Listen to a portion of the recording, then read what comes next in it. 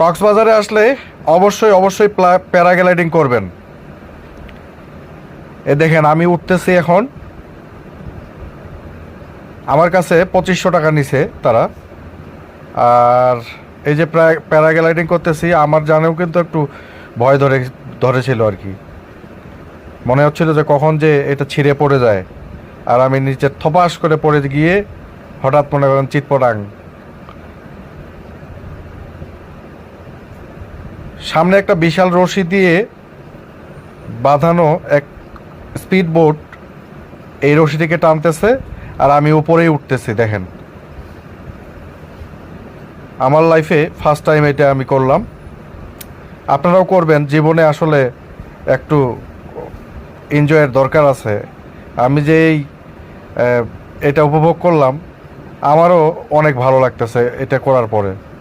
মনে হয় আবার এই প্যারাগ্লাইডিং করি আর কি।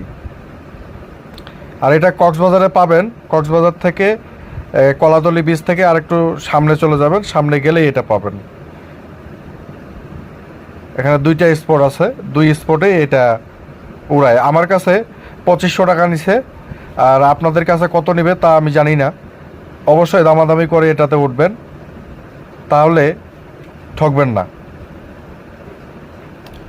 উড়া এবং নামার টাইম সর্বোচ্চ 10 মিনিট না, মনে করেন 7 মিনিটের মতো।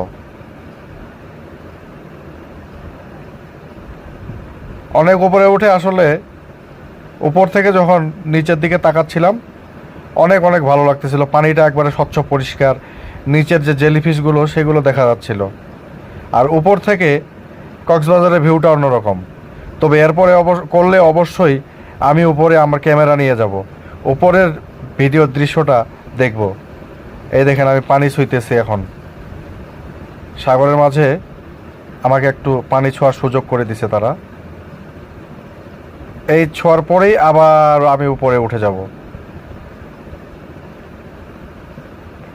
আবার উপরে উঠতেছি।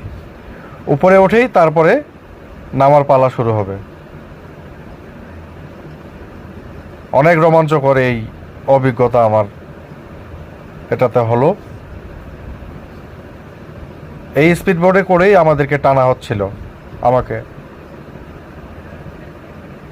এই যে রশিটা দেখতে পাচ্ছেন, এই প্যারাশুটের নিচে আমি ঝুলে আছি চ্যাং দোলা হয়ে।